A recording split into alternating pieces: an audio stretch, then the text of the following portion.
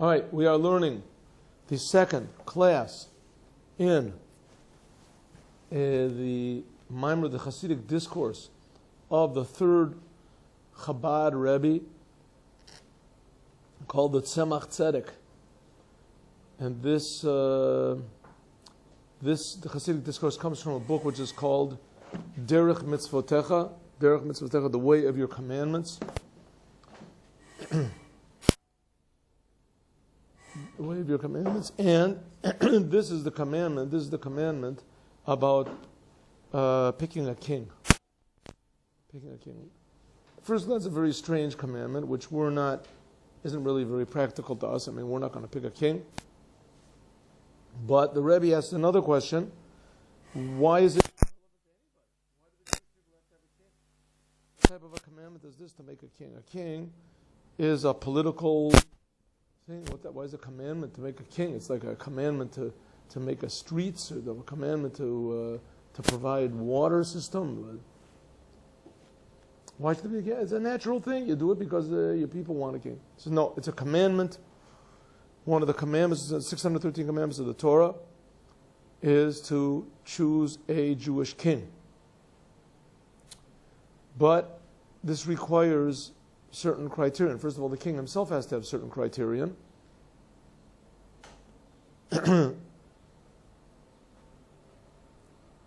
And number one, he has to be from the tribe of King David.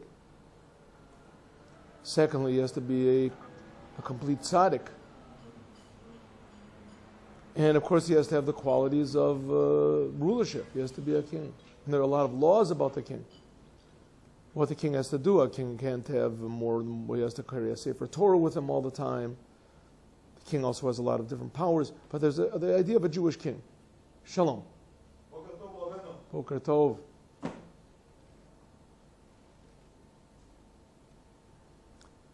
So there is a mitzvah. So nevertheless, we see a very strange thing, that when it actually happened, the Jewish people came into the land of Israel, and they came to the land of Israel, they didn't make themselves a king.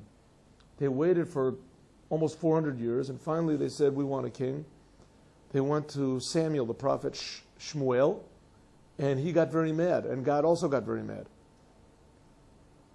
So at first glance, why did they get mad? It's like there's a commandment to put on tefillin. So you go to put on tefillin, and you go to the sofer to buy a pair of tefillin, and the sofer starts yelling and screaming at you. Tefillin, you want to put on tefillin, you should be ashamed of yourself.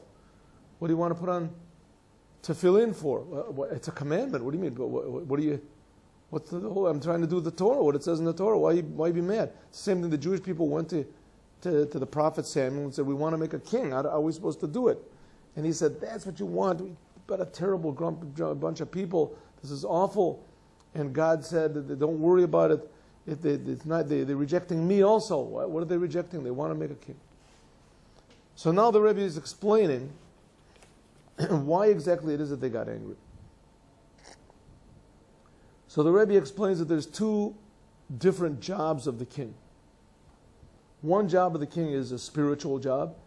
The other job is a physical job. The spiritual job of the king is to attach the Jewish people more and more to the creator of the universe. In other words, to make God more and more real to the Jewish people, to the point where the Jewish people not only understand that God is creating everything in the world all the time, even themselves, creating every second, everything, but they feel it, and also they act properly. Because it's possible for a person to know that God is creating everything, and to be a religious Jew, and to do all the commandments, but still, once in a while, do what he wants. Like we learned hundreds of times, that there's a Gemara in Brachos that says that a Jewish thief, before he goes to steal, he prays to God for success. A Jewish thief. And he's a religious Jewish thief. He's a religious man. He's a rabbi. But before he steals, he prays to God that he doesn't get caught. Because he believes in God. He believes in God. And who made him into a thief? God made him into a thief. God gave him this talent that he should be a thief. And so he feels that he's a thief, and he is a thief, and he wants, but he also feels God. So how does he reconcile this seeming contradiction? You're not supposed to steal, but he wants to steal and he likes to steal. So he thinks, listen, the guy's probably insured anyway, and that's the way it goes. He could have lost it in business as well, lost his money, and I need the money and I want the money. I'm good at taking it, and he has to be good at holding on to it. They said that in Russia, there was a saying that there was no such thing as really stealing, because if you stole it, if you took it from somebody else, it's a sign you wanted it. And if the person wasn't able to protect his things, it's a sign he didn't really want them. So it was just an equal distribution for the necessities, everybody according to their needs. So a thief has all these understandings and all these excuses why he can make up to excuse stealing, but in the end, he's stealing. And everybody does that to a certain degree. The most religious Jews, somehow or other, they're not stealing, God forbid, but some little thing, once in a while they get mad, once in a while they get depressed, once in a while you're a little bit lazy, once in a while you say a little bit of, a little lashon hora, a little bad thing about somebody, a little bit of gossip. It just sort of comes out, naturally, makes you feel better. It's like sort of, a bloodletting. It happens once a day, once a week, once a month, once a year, but it happens. It happens. A person excuses it. It's no big deal. Not only that, I had a good time. I enjoyed it. What's the big problem? So that's the job of a king. The job of a king is that a Jew should feel God in everything that he does, all the time. Like we learned in the previous thing about the leader of the Jewish people, right? The leader of the Jewish people. So that's the job of it.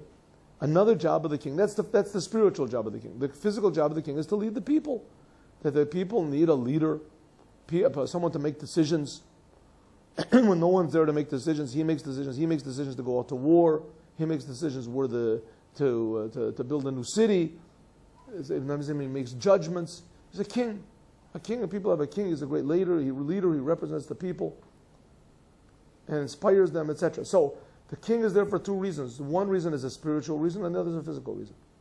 Says the Rebbe, the people who are the Talmidei Chachamim, the people, Jews, who learn Torah with true devotion do not need a king for either reason. They don't need a king, not for the physical reason. They're not going to go and steal and lie and do bad things. And also not even for the spiritual reason. If they truly learn Torah the way they're supposed to, and that's the way it was in the time of, let's say, King David or King Saul, people were at a much higher level than they are now. They had a much more aware of what God is now. So they didn't really need a king. They could have done it on their own. They had a prophet. They had rabbis, they had saints, they had great people, tzaddikim. And these people would provide for them examples. They didn't need an actual king. So that's why he got mad. We'll see, that's the reason he got mad. They said they wanted a king not because they wanted to do the commandment. That's not why. They didn't say we want to do it. We want a king in order that we shouldn't have to work so hard. We're going to have a king he's going to tell us what to do. He'll keep us in line. He'll give us all these spiritual things. And Samuel said, what are you doing? What are you worried about a king doing? You should do these things for yourself. You should be the one that raises yourself up spiritually. So we'll see. Let's see. Come on. Let's see. Loche, and therefore, do you have your mimer with you? Good. Loche, and therefore, and maybe we can close the door and turn on the air conditioning. Thanks.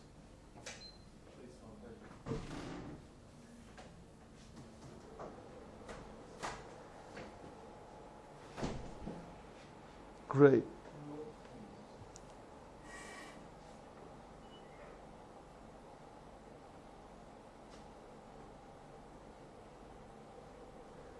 Okay, let's look at the last word in line is tam. It is 8 lines from the bottom of the page. Okay? So, a king then keeps law and order. The tzaddikim do not need a king to keep law and order. They're not going to do any sins. V'gam, and also, al pi, according to tam harishon, the first reason. What was the first reason? The inyan, as far as, and as in the topic of Bittul Hashem, to be more surrendered to God, Al Yedei Melech, by means of the king. Also the spiritual reason that you're supposed to have a king, Ze'eno Shayach Gamken. It's not relevant also to the Talmidei Chachamim. It's not relevant also to the people who learn Torah all the time. Ella, but la'otan, only to those people she'enan, that are not Talmidei Chachamim, that are not Talmidei Chachamim. Shehem, that they, is the last word on the line. Shehem, that they, bechinas, are the level of yesh, they are selfish. The people that don't learn Torah all the time, they are selfish people. At least that's the way it was back then. In the time of King Solomon, in the time of, way before King Solomon, in the time of, not way before, but directly before King Solomon. The people who were, the Jews were much higher. Huh? Solomon, David. Same thing. King Solomon was, what? How long David ruled? 40 years, I think David ruled. He only ruled 4 years? 40 years.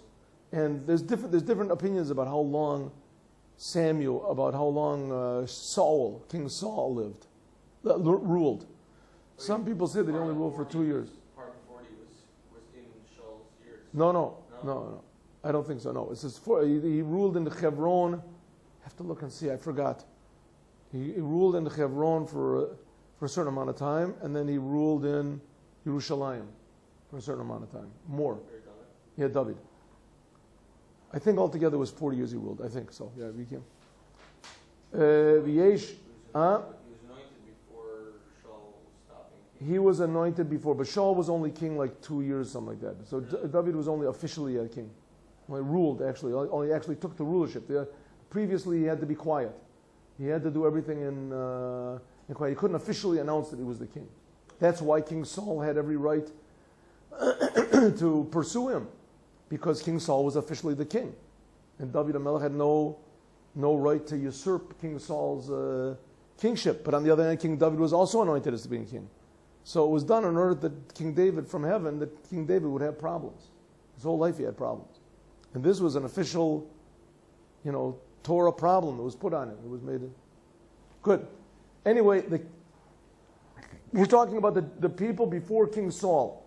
So the people before King Saul, they demanded that they have a king, and God got mad, and the prophet Samuel also got mad. Why? Because the level of a Talmid Chacham, which really all the people at that time were sort of at this level. A level of the Talmid Chacham is a person who sits and learns Torah, and he feels godliness from the Torah. A person like this doesn't have to have a king to keep him from doing bad. He's checking himself all the time. He's around his friends. Everybody's checking everybody else. If a person makes a mistake, everybody says something to him. Right? In Kfar Chabad, if you do something that's against the Shabbos, you see people say, you shouldn't do that. You sit and you wash your garment, you put water on your garment, you wash it on Shabbos. Someone will say, that's forbidden on Shabbos. Someone's going to come and tell you, right, that what you're doing is not what you're supposed to be doing. The same thing was back then. That's what everybody was doing. Everyone was, it's like going to England, driving on the wrong side of the road. Everybody's going to tell you, hey, in England, we don't drive on that side of the road. You're making a mistake. It's just the most natural thing in the world. That's what people are going to do. Same way as that was, but also spiritually. Everyone, if they learned the Torah, they weren't just learning the Torah to increase their knowledge or to be a great person, to get their name in the paper, or to be a political leader. They were learning the Torah to come close to God. That's the only reason they were learning to come close to God. If so, they didn't really need a king for the second reason either.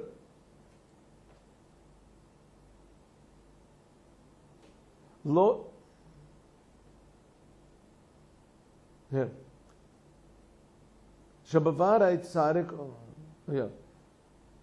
And also for the first reason, is not relevant. The people that aren't Talmidei Chachamim, right?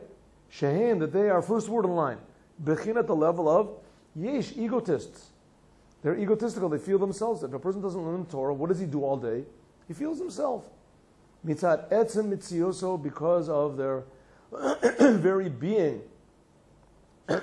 Lamayla, above. These were people that were not granted or with this talent of being able to learn the Torah. Lochen, therefore, eno Talmidei Chachamim. That's why they're not Talmidei Chachamim, because they're egotists. Ki chachma, because this level of chachma, Talmid Chacham, The level of Chachma, he is Bechinat Bittul, the level of surrender. Koach Ma, like we learned in other places, Chachma is the power of surrender. Ma means what? What is it? There was a person that surrenders himself to God. Totally. Like it says that there's a saying among the Hasidim, that the Hasidim only think about themselves, and that the Misnagdim, the people that opposed the Hasidim, I don't even know if such people exist anymore, but the people that were opposed, once in a while there stands up one or two, that opposed Hasidic movement, these people, they only think about God. Only think about God. A Hasidic boy told his friend, there was an anti-Hasidic person, what they call them Misnagdim. He said to Misnagdim, we Hasidim think about ourselves all the time, and you think about God all the time. He said, oh, that's very nice. Well, why do you say that? I mean, if you say that, you should be one of us. He said, no, you don't understand what I mean. We think about ourselves all the time. Do I really exist or don't I exist? How am I here? I don't understand it. It's a big miracle. God is creating me every second. Why does He create me? And you think about God all the time. I for sure exist, no doubt about it. Well, where is God? God is here. Who knows where He is? I can't.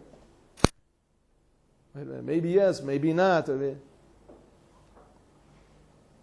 My big question mark is myself. How am I here? Hashem, I'm sure of. That's the idea of ma. Ma means that the whole thing is just a big question mark in my mind. How do I exist? How does the world exist? Right? Question mark. Bittul. The person is negated totally to the Creator. The Creator for sure exists. That's the level of a Talmid Chacham. That's Chachma. Talmid Chacham is a person who learns from Chachma. Ideally, Chachma means surrender to not just the Torah or the ideas of the Torah, but to the giver of the Torah. Al Kain, if so, call gay Shota. Any person who is an egotist is a fool. An egotist is a fool. Ki, because Mibechinet Chachma, from the level of Chachma, if a person has this level of Chachma, if a person has this level of surrender to the giver of the Torah, it is impossible liot to be his ta'afut, a branching out or a result, yeshus, of egotism, of selfishness. Ela adarabba, but exactly opposite. Bechinet bittul davka, only the level of surrender and, negation to the Creator. If so, lochen, heim tzarichim, these simple people, they need lamelech, a king, kedei, in order, she's batlu, that they should be surrendered, bittul ayesh, a negation, a surrender of their egotism, kabitla eved, like the negation, the surrender of a servant, lifnei hamelech, in front of a king. So, I'm sorry? She yit batlu. She that. Yit, but yit, the yud in the beginning and the vav in the end is they. Right? They, masculine. She yit batlu. Batlu means to be negated, surrendered. Batel. She that yit batlu. They will be surrendered or negated. Bitla yesh, a surrender of their selfishness. But bitla eved, like the surrender of a servant in front of a king. And it was the simple people that they haven't got any connection to God through the Torah. All they have is connection to God in their own minds, how they understand God. So they want to be helped. They have to be helped. They have to be the level that a person can get to of surrender to God through learning the Torah. It stays with him. When a person does a commandment, so the commandment, you do a commandment, and that limb of your body becomes negated to God, but then you forget about it. It's on the outside of you, first of all, it's on the outside, and then you take it off, or you stop doing it, you stop eating the matzah, whatever. But when you learn Torah, the words of Torah are inside of you. And not only that, the feeling of godliness that you had from learning Torah is also inside of you. So back then, in those days, these people who were the Talmid Chachamim, they didn't need a king. Only the simple people, like the people that didn't have any connections, they saw a king. Ooh, what a great man this is. Like it says, Sum tasim alecha melech. That's the commandment. Put upon yourself a king. Why is it if they see a king, they become surrendered to God? Why? Shahari, because behold, HaMelech, the king, Batal Hashem. Because the king, he himself, is surrendered to God. So when you look to see a person, that you see it's possible, this person could be completely surrendered and united with the creator of the universe. You look at this person, you see he acts differently, he speaks differently, his eyes are different. Everything about him is totally different. This inspires you. This is a tremendous inspiration. Yes, I see that it's possible. I don't have to get mad. I don't have to try to be the boss of the world. He realizes that God is the creator of the universe. He sees, here's this man. Look, you can see this is an example of what happens when a person really feels that God is creating him every second. This is how he acts. Look at this. Right? And this gives you a bittul to Hashem. But the souls that are high, that are called Talmidei Chachamim, these souls, and you have to realize that what are we talking about? When did God get mad? When did King Saul, when did he live? This was like, almost 3,000 years ago this happened. This happened almost 3,000 years ago. Right? The Jewish people, they got the Torah 300 years ago? And they wandered around in the desert. They came out. They wandered around the desert for 40 years, and then it was like 400-something years, or 300-something years, until they chose a king. So this is about 400, this is about, 2,700 years ago, something like that. That these people, 2,600 years ago, that these people chose a king. So generations have descended since then. Right? People are less and less aware of God. They're less and less aware of God. So back then they were tremendously aware of God. It was just, a few hundred years earlier their relatives had received the Torah on Mount Sinai. They saw tremendous miracles. So these people that were Talmidei Chachamim, they're the level of bittul mitzad etzem shorsham, because of their very source. Shalamayla. Ke'ezuhu chacham, who was a person who is wise? We're not just talking about a person who's wise who can give good advice. We're talking about haroa es hanolad, a person who sees where everything is born from. Sha'achachma hi bechinas riyah. This is the level of chachma. This is the level of seeing. Remember, like we had in the previous mimer, the seeing God, like Daniel. Sharoa eich shanolad. He sees how everything is born me'ayin leyesh, from nothing to something. A Talmid Chacham sees that God is really creating everything every single second. Nothing really has any real existence to it. Umit machadesh, and he renews b'kol yom, every day. Oh, you don't have either? Here. And he renews the entire world b'kol yom, every day. Maisa Bereshis, the act of creation. The Haim Shenigroim, and these are the people that are called, these Talmidei Chachamim, they are called Achim Vareim. We're talking about Tzaddikim. Not just they sit and learn Torah. We're talking about people who are Tzaddikim. These are brothers and these are friends. Lamakom. What's Lamakom mean? What's Lamakom mean? Hashem. To God. Makom is another name of God. Makom. Huh? Yeah. Makom is another name of God. There's even a song about it, some one of these wedding songs. Hamakom yerachem aleinu. Makom is God. Right? The Achim Oreim Lamakom. Right in the middle of the first line on the top. See? Haim, they are, Shenikru'u, are called, that's an abbreviation. Wrong side of the page. They are called brothers and friends, Lamakom, to God. O Banim. What's Mem? Maisa Bereshis. That God renews. These are people that feel that God is creating. So again, what is a tzaddik?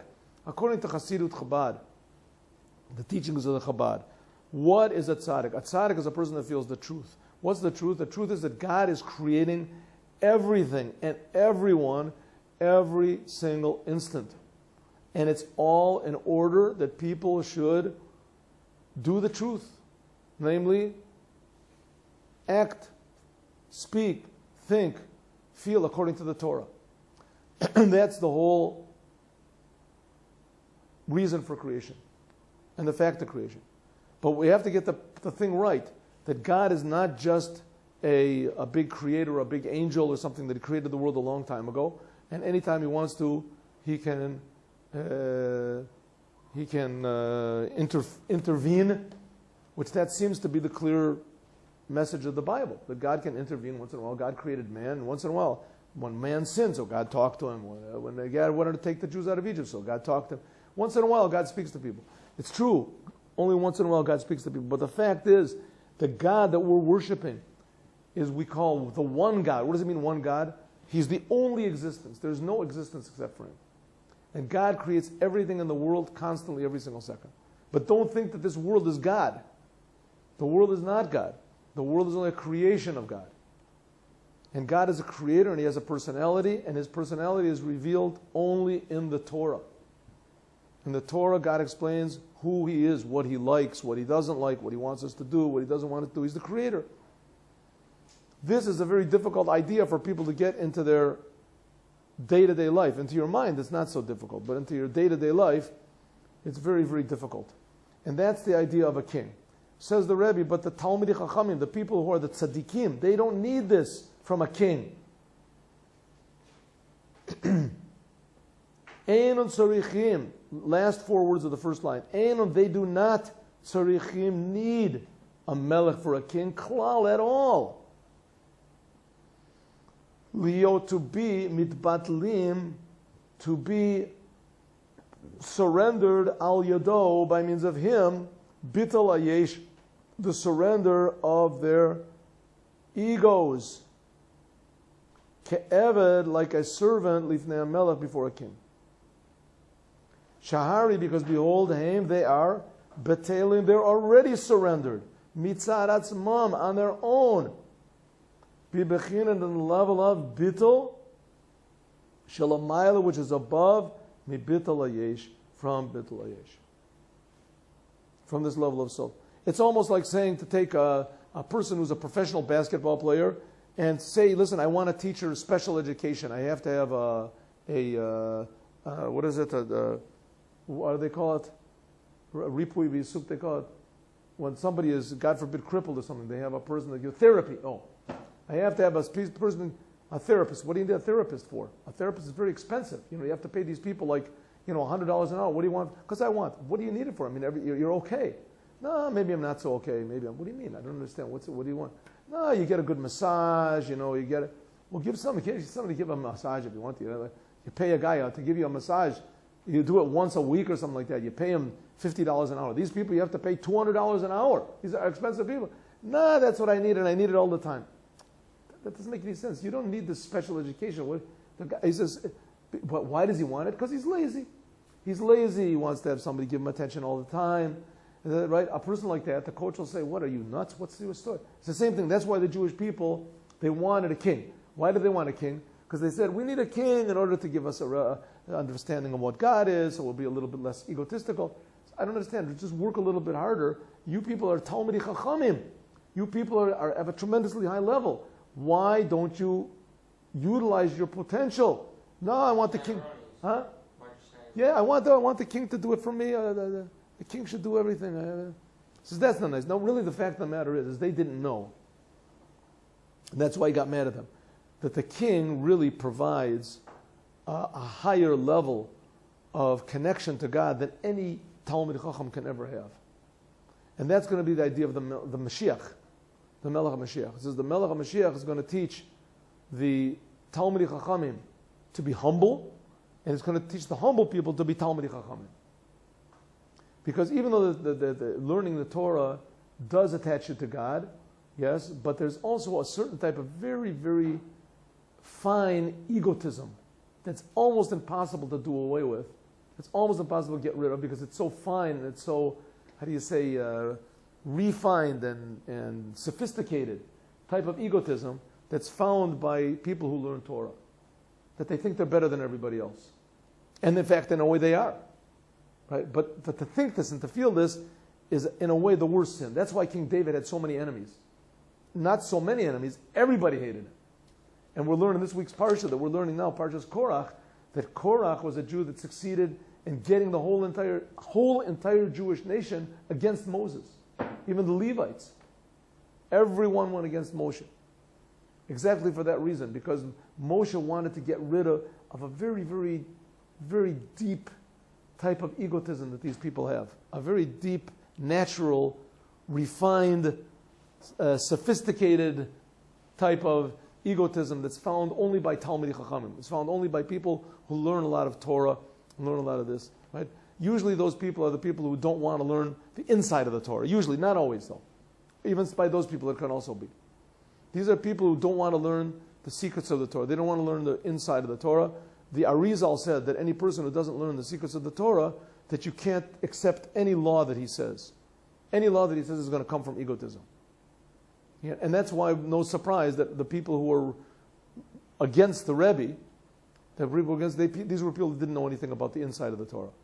Some people were against the Rebbe's ideas. That's a different thing. That's a different thing. Some people didn't like the Rebbe's ideas, right? The Satmar Hasidim didn't like the Rebbe's attitude towards Zionism. They thought it wasn't against enough. Okay, they have their right to their opinion. The fact is that Chabad is more against Zionism than anybody. But they didn't like the way the Rebbe did it. Right? The Rebbe is against Zionism because he says Zionism is bad for the Jews. It's bad for the Jews, but the people who are the Zionists, they're victims. They're unfortunate victims of this thing. Samro says that anybody who's a Zionist is totally... Anybody who's not as from as them can go... Yeah, it could, not necessarily, but you have a point. Nowadays it's more... No, it's a little bit changed. Also, their attitude to Chabad has also changed a little bit. They're starting to understand what's going on over there. But the Satmar Rebbe was a person who was a tremendous genius in all aspects of the Torah. But he just didn't like... Okay, that's a different thing. But I'm saying, generally speaking, the people who were against... The people who were against King David, though, these were people who knew secrets of the Torah. They were tremendously high, holy people, right? Tremendously gifted and holy people. These were again, but they couldn't stand King David telling them what to do. They couldn't take it. The same thing with Korach. And they couldn't stand Moses telling them what to do. It was just too much for them.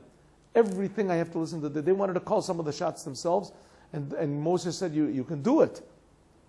But when I do say something, you have to listen." Nah, we're not going to do it. We'll think about it. Everything you say, we'll think about it. We promise. We'll think about it. But, Right? They wanted democracy, or they wanted whatever they wanted, communism or something like that. They didn't want a monarchy. They didn't want Moshe to be the king. So that with that level that Moshe wanted, that's a different type of negation. That's called bittul b'metziut. There's bittul hayesh, surrender of your egotism. And bittul b'metziut means surrendering your whole being. Right? Egotism is usually a lower sort of a thing. Surrendering your whole being means that you're willing to surrender your whole